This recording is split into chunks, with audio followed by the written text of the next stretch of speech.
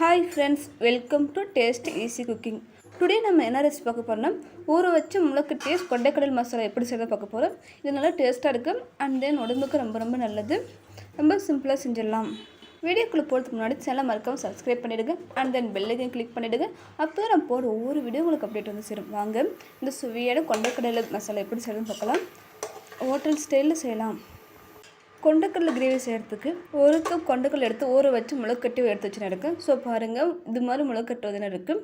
So gravy செய்ய பொருட்கள் என்னென்னா, வெங்காயம், இஞ்சி ஒரு துண்டு, பூண்டு ஒரு 10 பல், கிராம்பு ஒரு 3, 2 டேபிள்ஸ் கொத்தமல்லி அண்ட் தென் தேங்காய் வந்து ஒரு அரை மூடி திரி வச்சுட்டு இருக்கேன். ஃபர்ஸ்ட் மசாலா பொருட்களை வறுத்து எடுத்துக்கலாம். ஸோ அதற்கு ஒரு பாத்திரத்தை சூடு பண்ணிட்டு அதில் ஒரு 2 டேபிள் ஸ்பூன் ஆயில் சேர்த்துக்கோங்க. ஆயில் சேர்த்துட்டு நல்லா சூடிட்டு பிறகு ஆயிலில் கொத்தமல்லியை சேர்த்துக்கணும். கொத்தமல்லி சேர்த்துட்டு ஒரு 1 or 2 minutes மீடியம் ஃப்ளேமில் ஃப்ரை பண்ணி எடுத்துக்கணும். ஸோ இது மாதிரி வந்து ஃப்ரை பண்ணிட்ட பிறகு ஆனியன் அண்ட் பூண்டை சேர்த்துக்கணும்.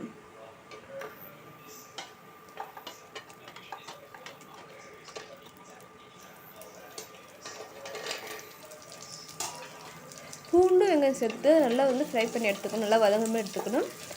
வெங்காயம் நல்லா ஒரு ஒயிட் கலர் மாறி வர அதற்கு நல்லா வதக்கி எடுத்துக்கணும். மீடியம் ஃப்ளேமில் வச்சு எடுக்காங்க, ஹை ஃப்ளேம் வந்து வச்சு எடுக்காதீங்க. காய்ந்த மிளகாய் 2 சேர்த்துக்கோங்க. உங்களுக்கு காரத்துக்கு மிளகாய் சேர்த்துக்கோங்க. இங்கே பாருங்கள், இது மாதிரி வெங்காயம் நல்லா கலர் மாதிரி வரணும். நல்லா வதங்கி வந்துடுச்சு. ஸோ இந்த டைமில் துருவி தேங்காய் வந்து சேர்த்துக்கணும். துருவி தேங்காய் சேர்த்துட்டு அது நல்லா கிளறி விட்டுடணும். ஒரு 2 minutes பக்கம் கிளறி விட்டால் போதிக்கும். இதுவும் மீடியம் ஃப்ளேம் வச்சு கிளறி விட்டுடுங்க.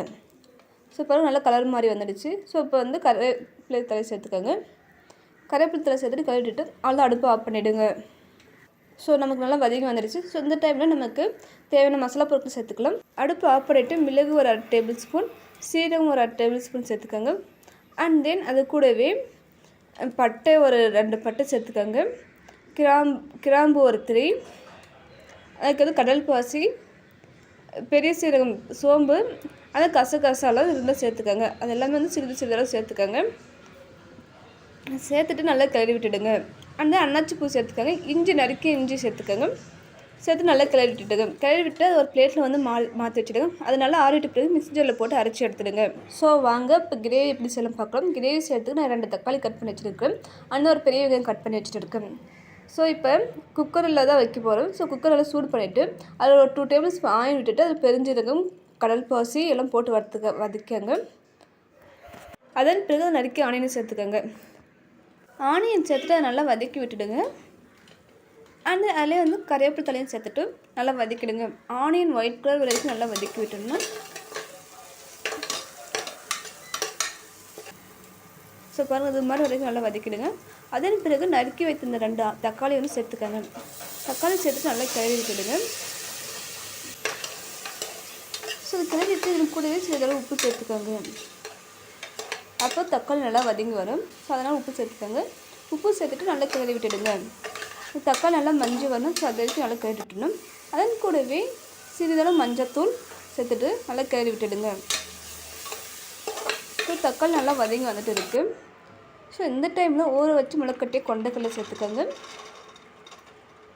கொண்டைக்கடலை சேர்த்துட்டு நல்லா கிளறி விட்டுடுங்க. நல்லா முளைப்பு வந்து இருக்குது. நான் முளைக்கட்டி சாப்பிட்றதுனால நமக்கு வந்து ஹெல்த்துக்கு வந்து ரொம்ப ரொம்ப நல்லது. ஸோ அதை நல்லா வதக்கி விட்டுடுங்க. ஸோ அதன் பிறகு அரைச்சி வச்ச அந்த மசாலா இருக்கு இல்லையா, அதை வந்து இதில் சேர்த்துக்கணும். ஸோ இப்போ நம்ம அரைச்சி வச்ச மசாலா வந்து சேர்த்துக்கோங்க. ஃப்ரெண்ட்ஸ், இந்த கன்சிஸ்டன்சி வந்து அரைச்சி எடுத்துக்கோங்க. ரொம்ப மையம் இருக்கக்கூடாது, அதே மாதிரி ரொம்ப திரியாக இருக்கக்கூடாது. ஓரளவு பதமாக வந்து அரைச்சி எடுத்துக்கோங்க. ஸோ அதன் பிறகு மிக்ஸி ஜாரி அழைச்சி அந்த தண்ணியை வந்து சேர்த்துக்கோங்க. உங்களுக்கு திக்னஸ் எந்த அளவு வேணுமோ அந்த அளவுக்கு வந்து தண்ணி விட்டுக்கோங்க. நான் இன்றைக்கி ஓரளவு நல்லா கிட்டமாக வந்து ஹோட்டலில் வைக்கிற மாதிரி வைக்க போகிறேன். ஸோ அதனால் வந்து இந்த கன்சிஸ்டன்சியில் தான் வைக்க போகிறேன். ஸோ இந்த பாருங்கள், எனக்கு வந்து இந்த கன்சிஸ்டன்சி இருக்குது. உங்களுக்கு இன்னும் கொஞ்சம் தண்ணி வேணால் தண்ணி சேர்த்துக்கலாம். இந்த கெட்டி வேணால் தண்ணி வந்து கொஞ்சம் கம்மியாக வச்சுக்கலாம். ஸோ அது மாதிரி வச்சுக்கோங்க. ஸோ இதில் சிறிதளவு உப்பு சேர்த்துக்கோங்க. உப்பு அண்ட் தென் ஒரு 1/2 டேபிள் ஸ்பூன் கறி மசாலா தூள் சேர்த்துக்கோங்க.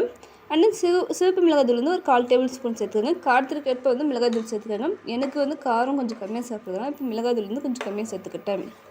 நம்ம மசாலா 2 மிளகாய் சேர்த்துருக்கோம். ஸோ இப்போ ஒரு 1/2 டேபிள் ஸ்பூன் மிளகாய் தூள் வந்து சரியான அளவாக இருக்கும். ஸோ அதன் பிறகு ஒரு சிறு கொதி வந்த பிறகு அது குக்கர் மூடி போட்டு ஒரு 4 விசில் பக்கம் விட்டுடுங்க. அண்ட் குக்கர் மூடி போட்டுட்டு ஒரு 4 விசில் விட்டுடுங்க. அவ்வளோதாங்க. ஸோ விசில் அடங்கிட்ட பிறகு எடுத்து பாருங்கள். ஸோ பாருங்கள், நல்லா எண்ணெயில் தண்ணி பிரிஞ்சு வந்துட்டு இருக்குது. நமக்கு அவ்வளோ தான் ஃப்ரெண்ட்ஸ். கிரேவி வந்து அழகாக டேஸ்ட்டாக கிரேவி வந்துடுச்சு. நல்லா எண்ணெயில் மேலே வந்து மிதந்து வருது. ஒரு கிளறி விட்டுட்டு இதுங்க ஃப்ரெண்ட்ஸ். நம்ம இந்த கிரேவி சப்பாத்தி, பூரி, ரைஸ், களி எல்லாத்தையும் வச்சு சாப்பிட்லாம். இட்லி, தோசை எல்லாத்தையும் நல்லா டேஸ்ட்டாக இருக்கும். ஃப்ரெண்ட்ஸ், உங்களுக்கு இந்த ரெசிபி பிடிக்கும்னு நினைக்கிறேன். உங்களுக்கு இந்த ரெசிபி பிடிச்சிருந்தா வீட்டில் ட்ரை பண்ணி பாருங்கள். ட்ரை பண்ணிவிட்டு எப்படி இருக்குன்னு சொல்லிட்டு கமெண்ட் பாக்ஸ் சொல்லுங்கள். தேங்க்யூ ஃபார் வாட்சிங். உங்களுக்கு இந்த வீடியோ பிடிச்சிருந்தா லைக் பண்ணுங்கள், ஷேர் பண்ணுங்கள், சப்ஸ்கிரைப் பண்ணுங்கள். அண்ட் தென் உங்கள் ஃப்ரெண்ட்ஸுக்கு மறக்காம ஷேர் பண்ணிவிடுங்க. இதிலே கொத்தமல்லி தழை இருந்தால் சேர்த்துக்கோங்க. ஸோ பாருங்கள், நல்லா கிரேவி வந்து நல்லா ரெடி வந்துட்டு. ஸோ அதை வந்து ஒரு பாத்திரத்தில் மாற்றி வச்சுக்கோங்க. டுடே நான் இன்றைக்கி ரைஸ்க்கு வச்சு சாப்பிட்டு நல்லா டேஸ்ட் ஹெம்மியாக இருந்தது. நீங்களும் ட்ரை பண்ணி பாருங்கள். ட்ரை பண்ணிவிட்டு மறக்காம கமெண்ட் பாக்ஸ் சொல்லுங்கள். அண்ட் உங்கள் ஃப்ரெண்ட்ஸுக்கும் வந்து ஷேர் பண்ணுங்கள். இன்றைக்கி நான் ரைஸ்க்கு வச்சு சாப்பிட்டேன். ஸோ ரைஸ்க்கு நல்லா டேஸ்ட்டாக இருந்தது. அதோட சப்பாத்தி பூரிக்கு வந்து நல்லா டேஸ்ட்டாக இருக்குது. தேங்க்யூ ஃபார் வாட்சிங். உங்களுக்கு இந்த வீடியோ பிடிச்சி லைக் பண்ணுங்கள், ஷேர் பண்ணுங்கள், சப்ஸ்கிரைப் பண்ணுங்கள். மற்றும் ஒரு நல்ல ரெசிபி பார்க்கலாம். Bye bye, see you too all.